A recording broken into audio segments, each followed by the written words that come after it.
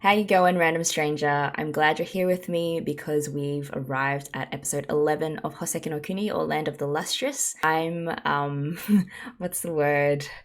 I'm nervous. So even after Daya's kick-ass moves and limb sacrifices, they and Bort still have to face down a giant, fluffy, not cute at all Lunarian who just keeps subdividing itself. Despite the danger, I do think we tied a relatively neat little bow on Bort and Daya's relationship. So Daya finally found their mojo and got to hear Bort's, I guess, confession of love, while Bort for once realized that they don't have to step in every time to save Daya, or they can't, and that love doesn't always have to be expressed in harsh reprimands. As always, your comments made me think that much deeper about what's really going on beneath the surface.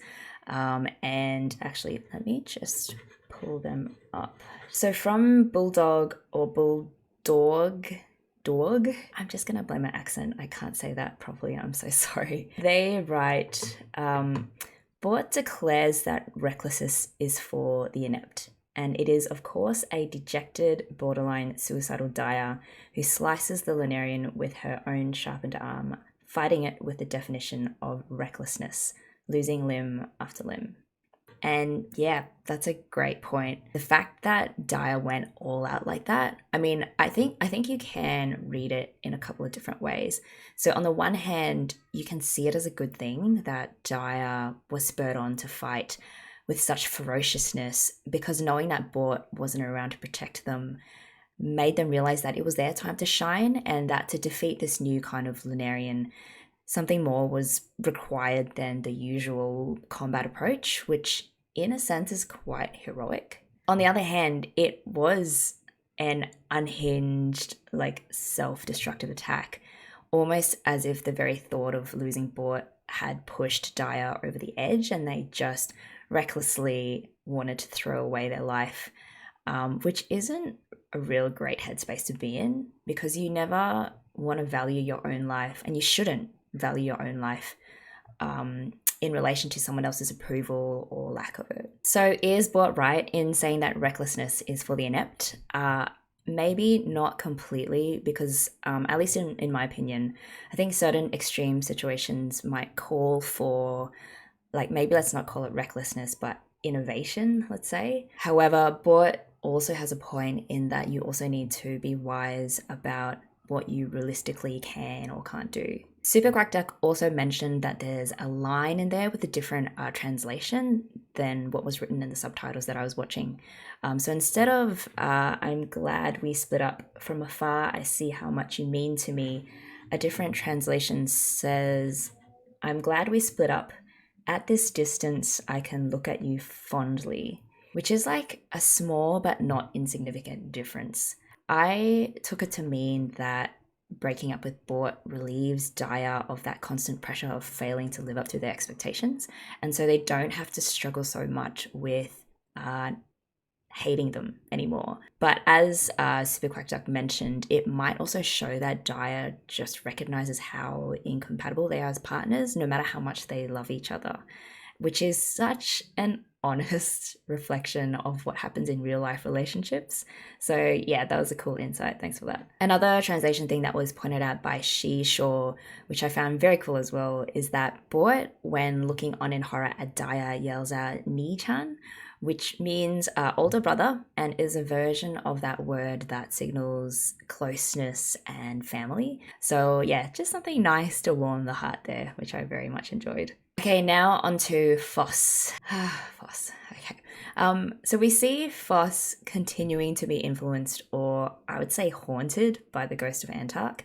It's very clear at this point that they have lost key aspects of their previous character, both as a result of physically losing and replacing the limbs with other materials, but also I think because of this repeated trauma and loss that they've been through. I'm just gonna pull up a comment from Barry. Damn it, you guys really killed it with the comments last episode. Okay, so Barry wrote, the very persistent theme that is true all the way through the story is loss of self. Yep. Cinnabar was definitely the catalyst for Phos's change, getting a reason to become stronger to achieve something. But in trying to get stronger, they lost Antarctica, and the guilt is driving them to become stronger for a different reason. And then this is the part that kind of killed me. With the loss of Phos's physical self, the original promise and motivation is also lost and replaced. Yeah, like that's a really sharp insight that I agree with, but it also kind of hurt as well. You know, from the start, I was very much invested in the Phos Cinnabar relationship and the whole Phos being the one to help Cinnabar love themselves as they are and by discovering a new purpose. But I believe and have come to accept all of that now has really been sort of thrown out the window. I might be pleasantly surprised in these last 2 episodes, but I really doubt it. Phos is being entirely reconstructed before our very eyes, and it's not meant to be a very pleasant experience, but thematically, in terms of the way it deals with loss and depression and grief, personal growth, identity, all of these things, how they've all been developed in the story has been fantastic. Okay, with all that being said, let's jump into episode 11 and hope against all hope that there's no more heartbreak around the corner.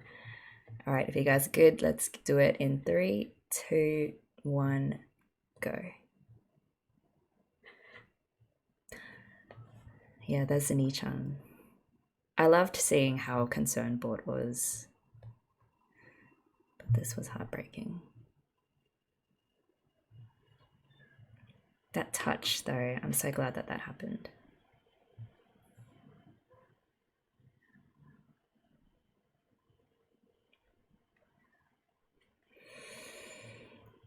Come on, Bort.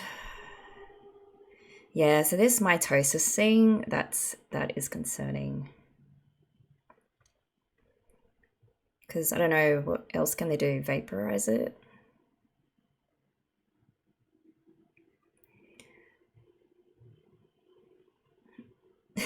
Just something that occurred to me. I don't know if anyone else felt like this watching this show, but I feel like watching Phos's evolution is kind of like going through the 7 stages of grief, you know?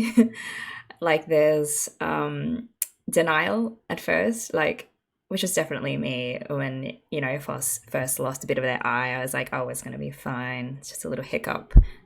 And then what's the next stage? There's denial, and then there's anger, like just all of these things that kept happening to Phos.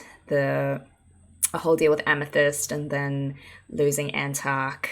You know, having progressive limbs fall off everywhere, and then now I'm really just at the acceptance phase. I'm just like, it's all good. We're never gonna get back the Phos that we met in episodes 1, 2, and 3, you know, happy Phos. And now we'll just see what happens. Yeah, let me know if that's sort of like your similar experience. I can't believe an anime is doing this to me. That's just crazy. Secrets. There have been many secrets. Yeah, see, I don't know. The slashing is not working. It's just multiplying it.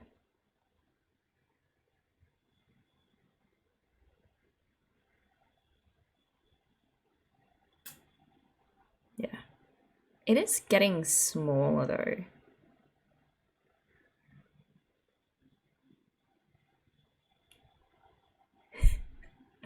Is it just me?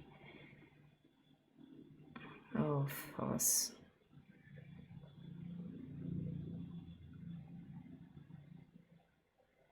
That is so useful. Oh. Come on, Alex. The scholar. True scholar will not lift a sword, even in a life and death situation.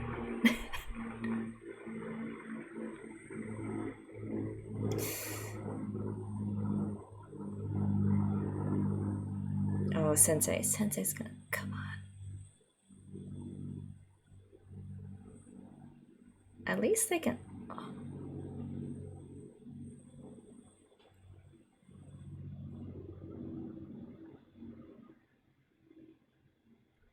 Oh. Split personality? Oh, is that why they didn't want to lift it? Because this crazy side of them comes out? Like uncontrollable?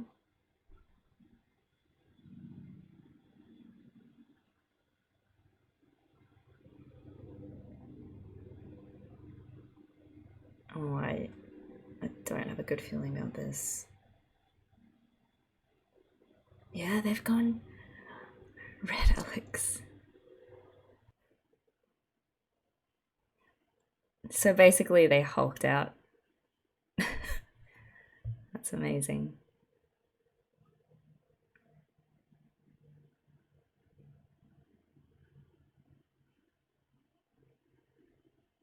Like little pancakes.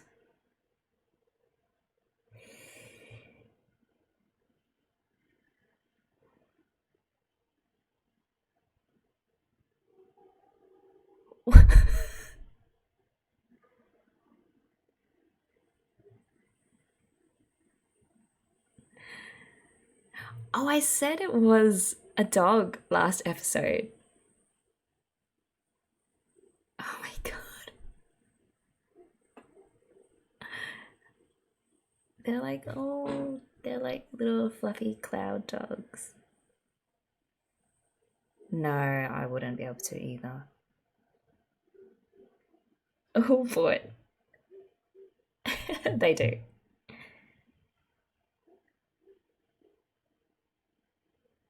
This this show just like swings random stuff at you. Oh yeah, but do not trust soft, fluffy, cute things. Ever.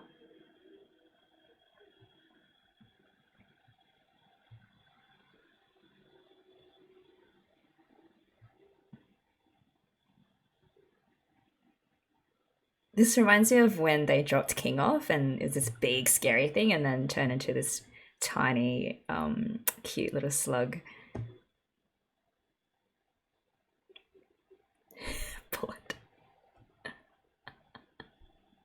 Good luck, Bort, trying to convince everyone that these things are dangerous.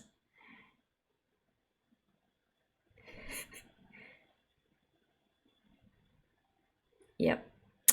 I was like, I bet Ritul has already dissected more than a few.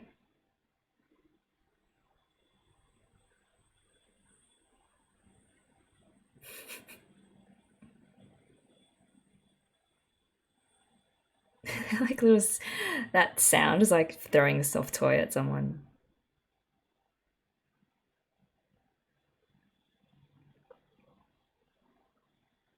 This is insanity.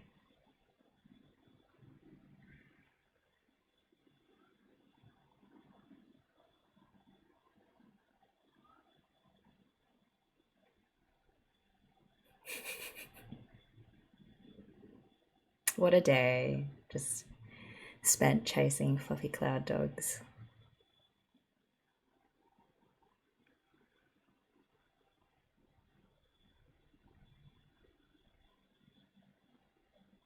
I want to know more about Alex and why they turn into red Alex.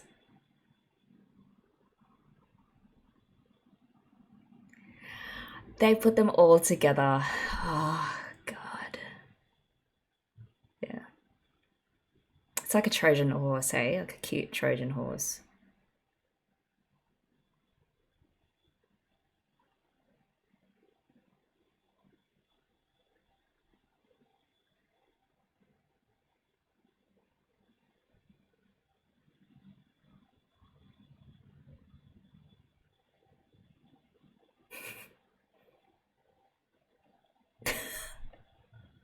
That's dead Alex.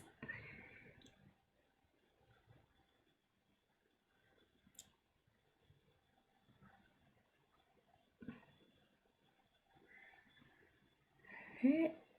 Oh,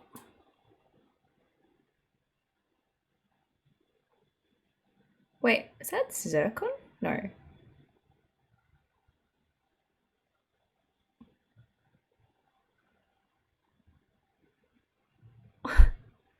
I don't know what's happening. What is happening?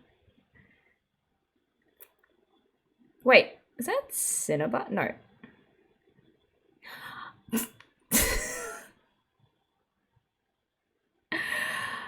Oh, Phos.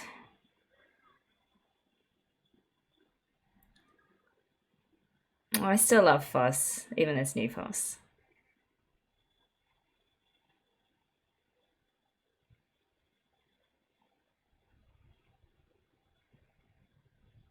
Yeah, I was gonna say consumed yet again.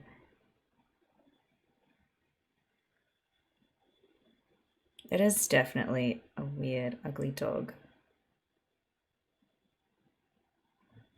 Oh, it looks like it knows Sensei. Kind of like all the other Lunarians.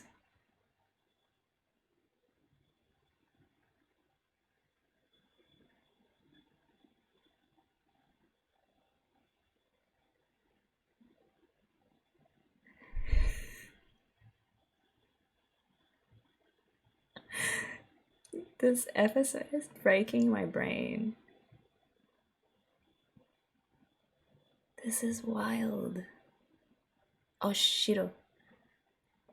Shiro is a dog name in Japan. There's that famous story of it.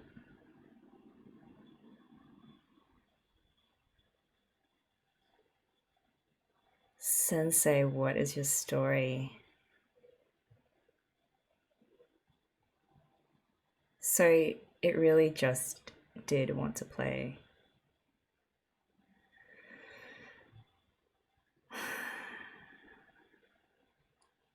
Will we ever know the mystery of Sensei's relationship with the Lunarians? Or is this kind of something that will just stay in the background?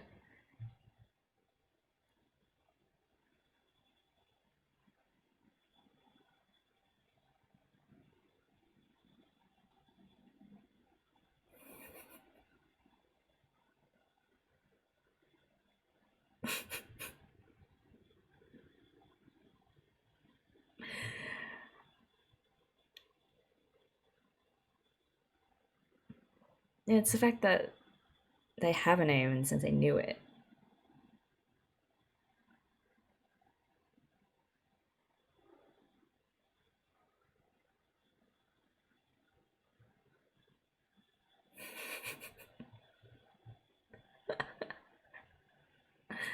Very formal request. Oh, maybe it did work.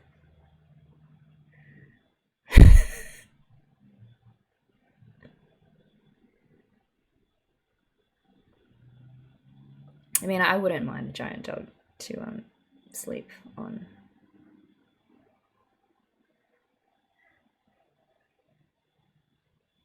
So maybe.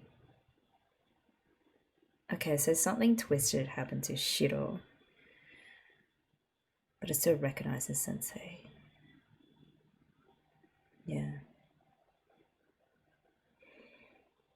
It's first starting to question their loyalty to Sensei.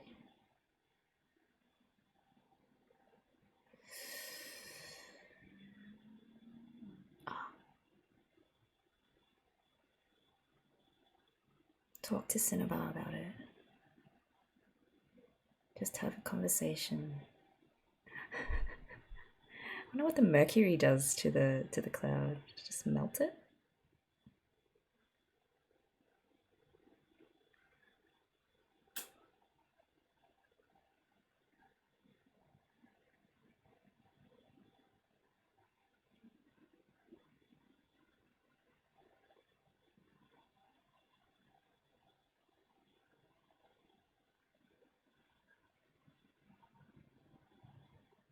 No reaction.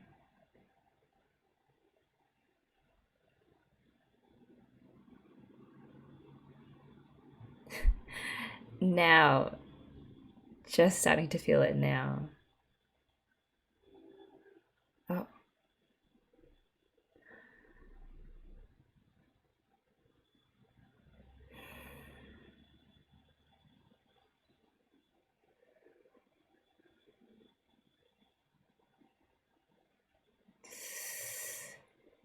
Ooh. Is that kind of a deal with the devil type situation?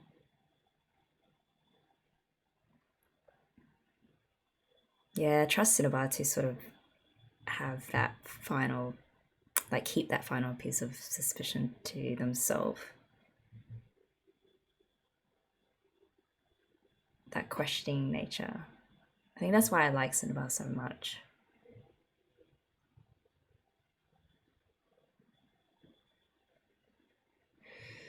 The truth is a dangerous thing. It's courage. It's linking it back to Antark again. It's gold dripping out.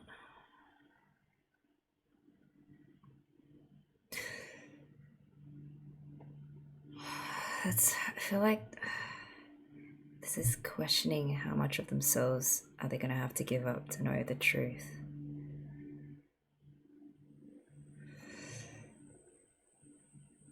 Oh, that's so awful. Wait. Oh, they're actually bleeding gold again.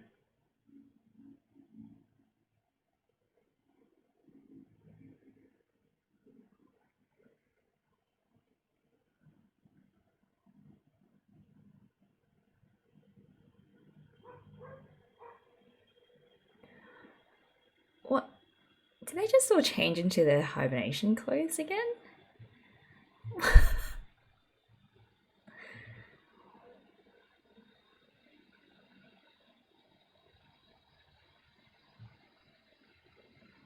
Is this lulling them into a sense of security and then the Linnarians will come and snuff them up?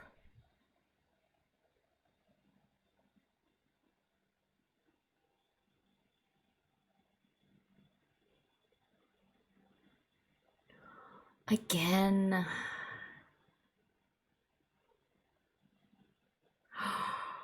The same motion. Even now, Antark is protecting them.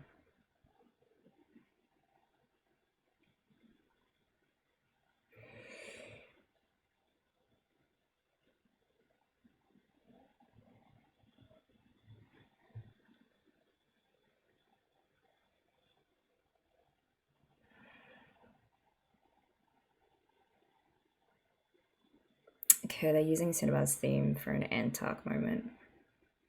I think I'm gonna die.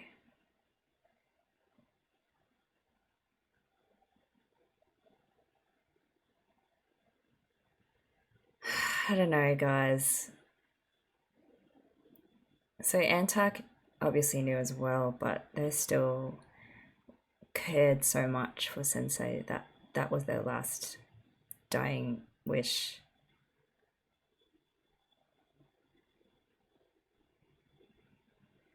Was to look after Sensei.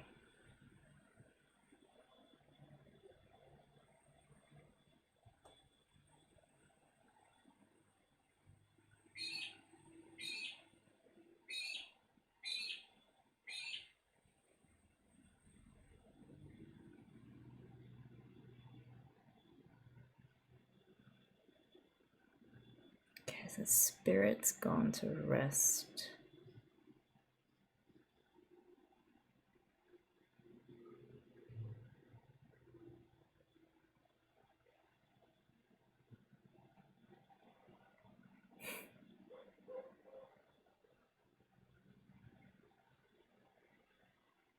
It's not untrue.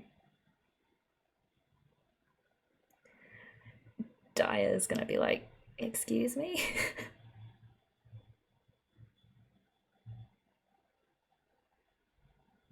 The truth. Oh, I feel like they're walking a very fine line.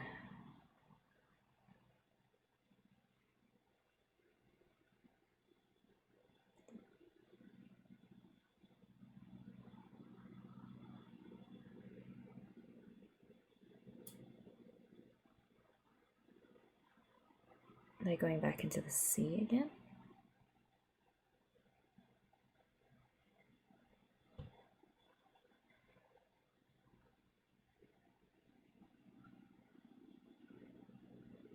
So these must be parts from the cord shore.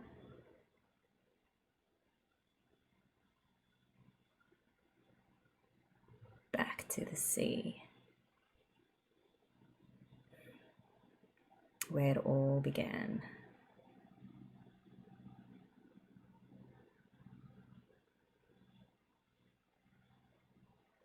Okay, butterflies symbolize something. I just can't think of it at the top of my head.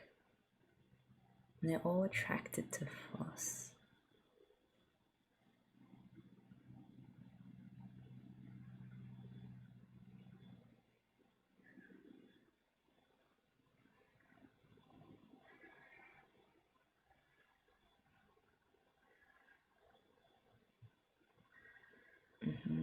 Murphy's Law.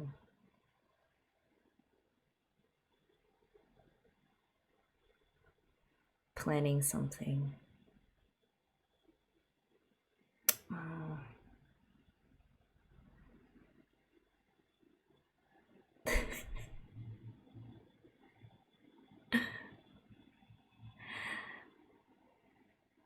I love her so much.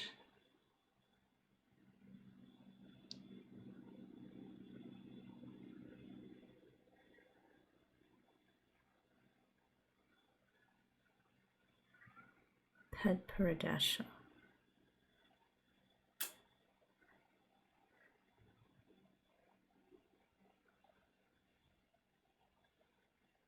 Oh.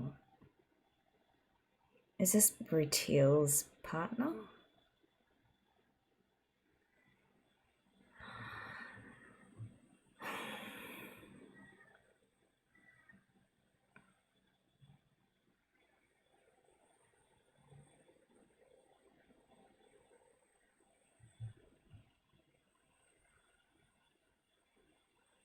Oh, wow.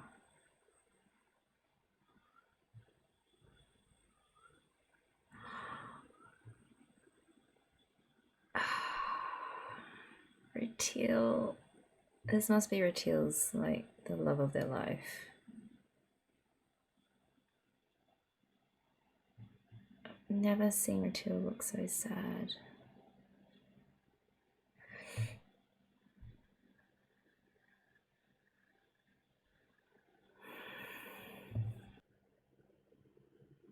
Oh, was this during Antox's episode there was like a unformed gem that kind of fell down?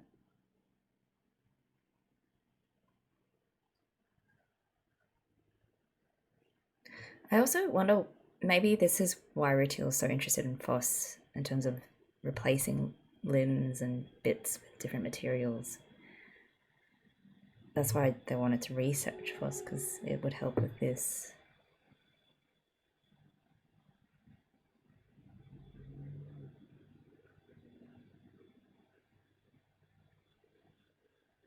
Like, it's complicated to get these materials to fuse together.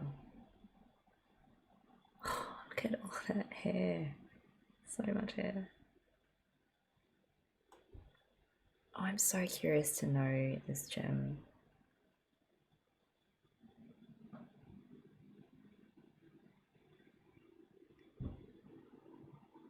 It's gonna end here, isn't it?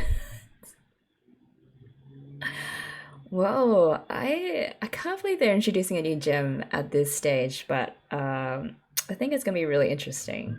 Whoa, so the big secret of this episode, or I mean, really, it was only a secret to Phos, I feel, is that Sensei has a close relationship of some kind with the Lunarians. We kind of knew that as well, just based on how they interacted with him. You know, the worshipping, the tugging on his sleeve, and now Shiro, which did end up to be just a giant puppy who wanted to play. The part where Shiro dissolves or goes into a peaceful state is another part of this whole Sensei Lunarian mystery that is still unsolved. So, yes, Sensei and the Lunarians are connected somehow, but somewhere along the way, it seemed something happened to the Lunarians to turn them into these awful, soulless, violent beings. And obviously, Sensei remembers them as they were and not as they are. So I'm really looking forward to seeing whether the last episode will reveal more answers to that. The other scene that's sticking out in my mind right now is when Phos was considering just how far they'll go to discover the truth. And when they're thinking that, the gold alloy in them bursts out and again cracks their body, which is just another way to show that they're growing out of their old self, or even losing that naivety and the trust in Sensei that they had previously. It doesn't seem that Sensei is going to stop Phos from this truth-finding mission, which I found very interesting. It also seems like the other gems know and accept that he's shielding them from the truth. So I wonder if it's not that he has any malicious intent, it's just that he knows that once the gems know the truth, it will upend everything that they've ever worked for. Or maybe the truth is too terrible to know. I'm not really sure.